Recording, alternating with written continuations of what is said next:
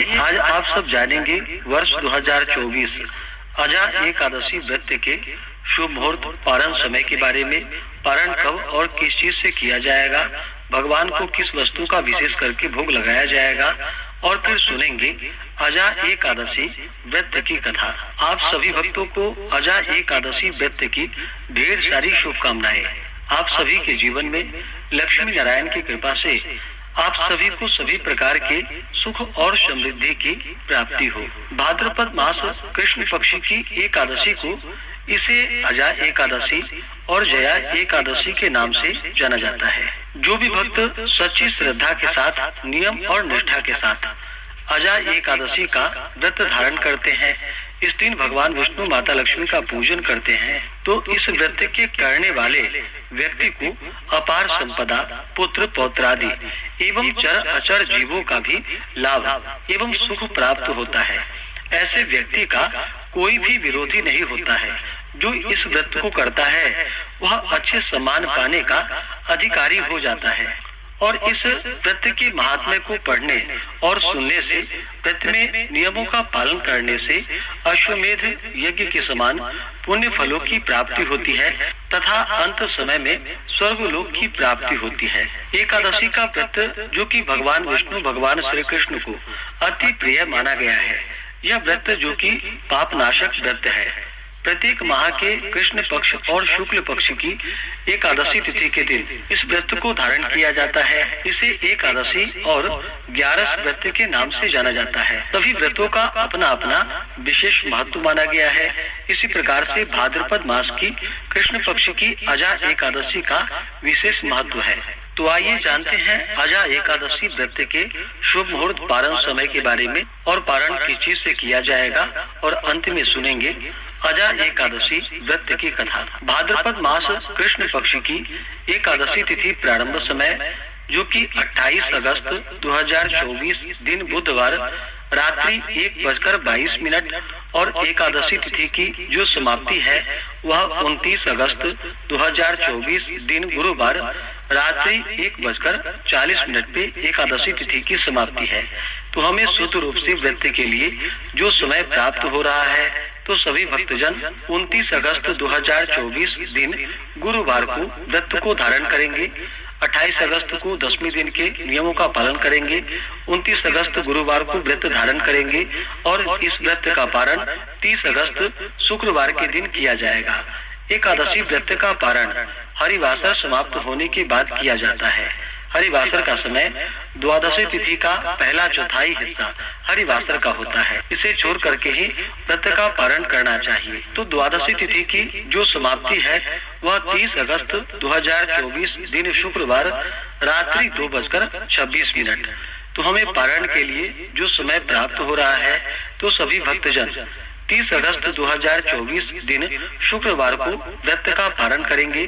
पारण का समय सुबह 7:49 से सुबह 8:40 तक व्रत का पारण किया जाएगा।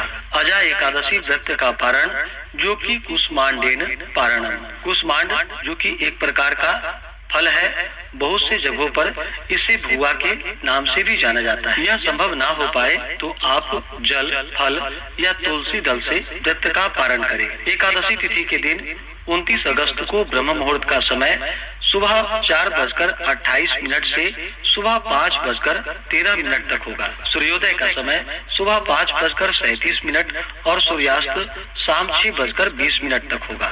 29 अगस्त को योग जो कि सिद्धि योग शाम 6:18 तक होगा। उसके बाद व्यतिपात योग होगा। इस दिन सर्वार्थ सिद्धि योग भी बन रहा है एकादशी तिथि के दिन, जो कि शाम 4:39 से अगले दिन सुबह 5:58 तक होगा। नक्षत्र जो कि आद्रा नक्षत्र शाम 4:39 तक, उसके बाद पुनर्वसु नक्षत्र। 29 अगस्त को राहु काल का समय दोपहर 1:34 से दोपहर 3:09 तक होगा और 30 अगस्त को राहु काल का समय सुबह 10:39 से सुबह 11:58 तक होगा। राहु काल समय के दौरान कोई भी शुभ कार्य या नया कार्य नहीं करना चाहिए, इस बात का ध्यान रखें। अजा एकादशी के व्रत में इस दिन विशेष प्रकार से भगवान विष्णु माता लक्ष्मी का पूजन करना चाहिए। इस दिन गंध पुष्प धूप दीप आदि से पूजन करे, भगवान को तुलसी पत्र अर्पित करे, काले तिल अर्पित करे, विशेष करके पीला पुष्प चढ़ाए, धूप दीप दिखाए, अनेक प्रकार का नैवेद्य आदि ऋतु फल आदि जो भी इस मौसम में प्राप्त हो उसका भोग लगाए, या दूध से बने हुए वस्तुओं का भगवान को भोग लगाए। और खास करके इस दिन अजा एकादशी के व्रत में भगवान को बादाम व छुहारे का अवश्य ही भोग लगाना चाहिए, यह जो कि अनंत फलदायी माना गया है, और इसे प्रसाद के रूप में ग्रहण भी करना चाहिए। जब भी आप भगवान को किसी भी वस्तु का भोग लगाते हो तो तुलसी दल डाल करके ही भगवान को भोग लगानी चाहिए। तो भगवान को नैवेद्य अर्पित करके फिर जल से आचमनी करवाए, मुख शुद्धि के लिए पान पत्र सुपारी लौंग इलायची के साथ में अर्पित करे, द्रव्य दक्षिणा चढ़ाए। इसके बाद फिर माता लक्ष्मी का पूजन करके और फिर एकादशी व्रत का कथा श्रवण करनी चाहिए, इससे अनंत फलों की प्राप्ति होती है। तो आइए अब एकादशी व्रत की कथा। तो बोलिए प्रेम से भगवान विष्णु की जय, माता लक्ष्मी की जय, सर्वदेवी देवता की जय। कथा के अनुसार एक बार युधिष्ठिर ने भगवान श्री कृष्ण से कहा कि हे जनार्दन, आगे अब आप मुझसे भाद्रपद मास के कृष्ण पक्ष की एकादशी का नाम और महात्म्य का वर्णन कीजिए। श्री कृष्ण चंद्र जी ने कहा कि हे राजन, इस एकादशी का नाम अजा है और यह एकादशी सब पापों को नष्ट करने वाली है और अत्यंत ही फल को देने वाली है। इसका व्रत करके जो भगवान की पूजा करते हैं और उनके महात्म्य को पढ़ते हैं तथा सुनते हैं, उनके सब प्रकार के पाप नष्ट हो जाते हैं। अब इस व्रत का फल किसको किस प्रकार से प्राप्त हुआ वह मुझसे सुनो।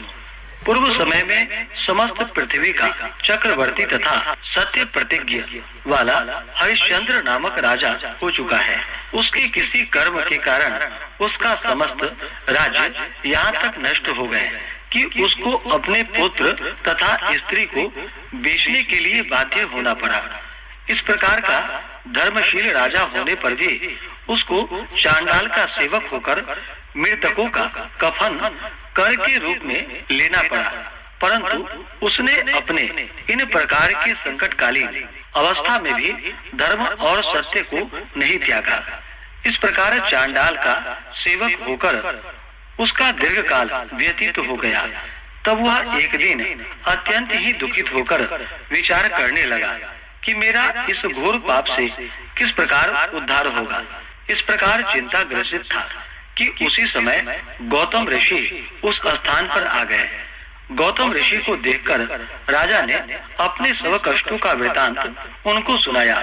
गौतम ऋषि राजा की इन कष्टपूर्ण बातों को सुनकर दुखित हुए और राजा को अजा एकादशी के व्रत के अनुष्ठान का उपदेश दिया। हे राजन, भाद्रपद में कृष्ण पक्ष की एकादशी का व्रत अनुष्ठान विधि पूर्वक करो और समस्त रात्रि जागरण करके भगवान का स्मरण करो। इस व्रत के प्रभाव से तुम्हारे सब पाप क्षय हो जाएंगे और तुम सभी प्रकार के कष्टों से छूट जाओगे। इस प्रकार राजा को उपदेश देकर मुनि जी वहां से चले गए। मुनि जी के कथानुसार राजा हरिश्चंद्र ने इस उत्तम व्रत का अनुष्ठान किया और सारी रात जागरण करते हुए भगवान का भजन करते रहे। इस प्रकार व्रत के प्रभाव से राजा हरिश्चंद्र के सब पाप क्षय हो गए और सब कष्टों से मुक्त होकर अपने पुत्र और पत्नी को प्राप्त किया और शत्रुओं से रहित राज्य को प्राप्त कर सकल परिवार सहित आनंद का उपभोग किया और अंत समय स्वर्ग की प्राप्ति हुई। इस व्रत को करने वाले के सभी पाप नष्ट हो जाते हैं और स्वर्ग की प्राप्ति होती है। जो इसका महात्म्य पढ़ता है और सुनता है वह अश्वमेध यज्ञ का फल प्राप्त करता है।